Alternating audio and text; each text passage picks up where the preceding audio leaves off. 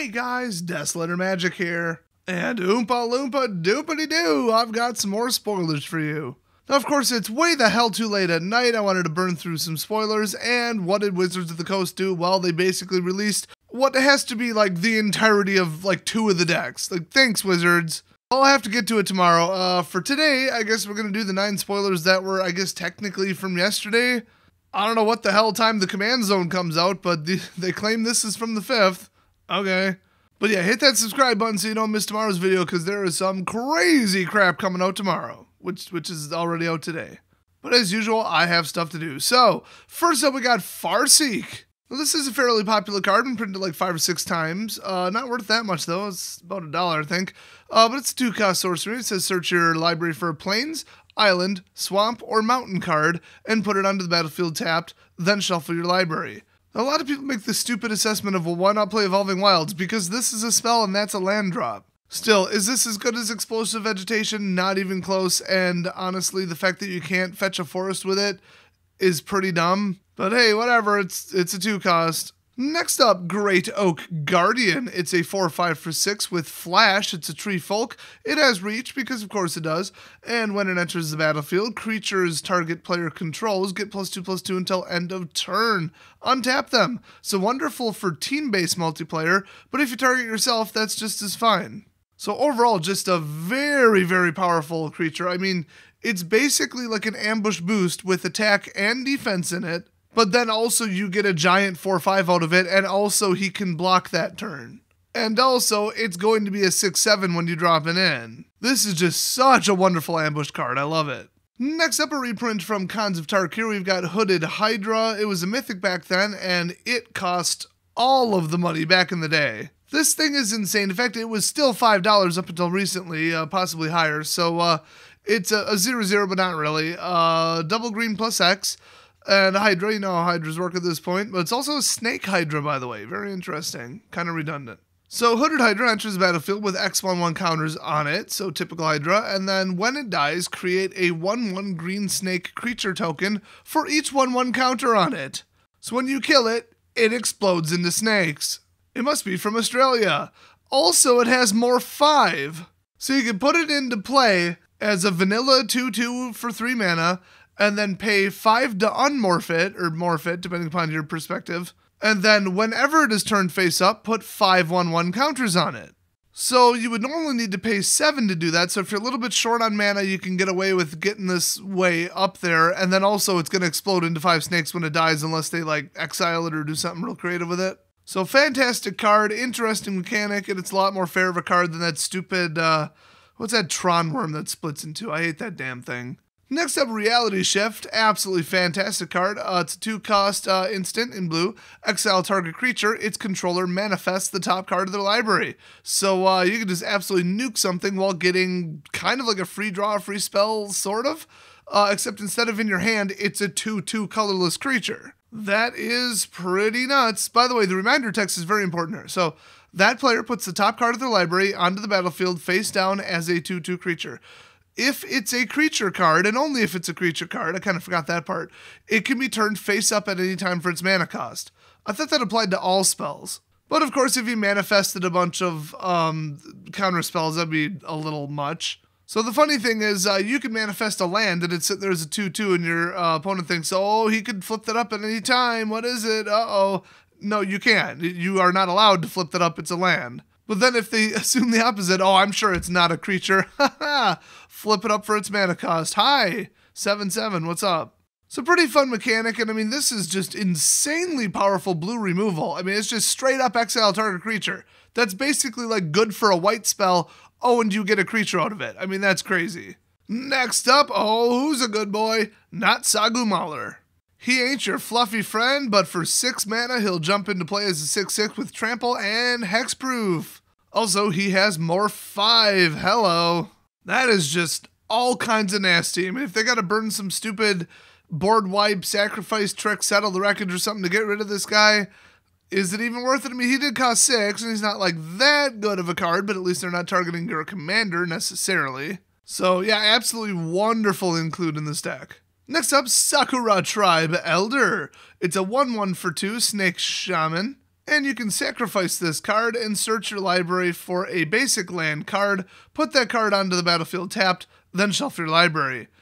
I don't think that's worth, I mean, it's a 1/1 for 2, that's terrible. And that effect is kind of dumb. I mean, you're already spending what precious mana you have to go fetch a land that you obviously need if you're playing this. And then you're wasting 2 mana on a 1/1, and then also you're getting rid of it.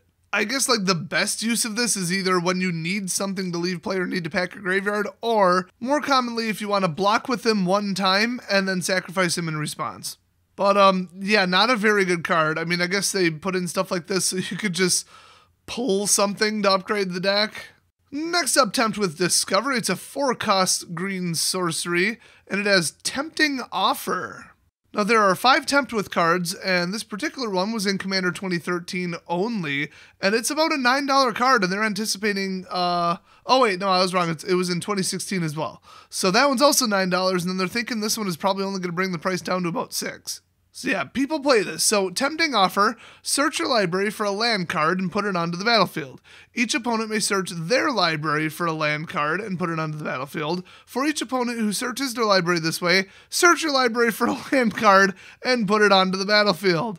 Then each player who searched a library this way shuffles it. Duh. So for 4 mana, you go get a land, and then for everybody else who decides to go get 1 land, you get to go get another land. You know, I've got to say, guys, that is a pretty tempting offer. If you didn't see that coming, then you haven't watched my channel long enough.